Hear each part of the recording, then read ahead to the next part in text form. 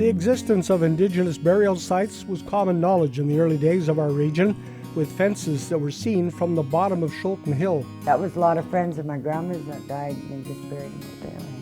They never had nowhere to put them, I guess. Daisy Laguerre was a member of the Bliss family that lived in the shadow of Shoalton Hill in Saratoga Park.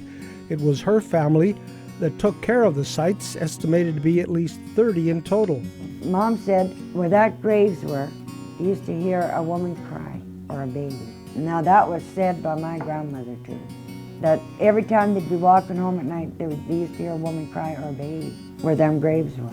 And she said it was very sad because you could hear that baby crying.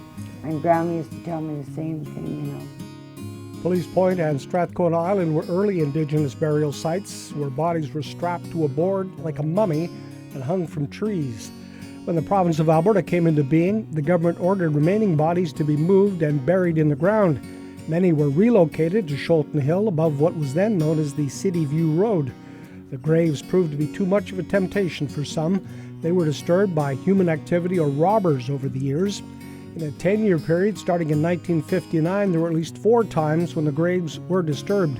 Some were reinterred at Hillside Cemetery, but the remains of 3 people were sent to the University of Alberta in 1967. They've resided there ever since. The City of Medicine Hat, the Meossin Friendship Centre, and the University of Alberta are working together on the Ancestors Reburial Project to return the remains in a respectful manner to their original resting place in Medicine Hat, an ongoing story in the history of our town.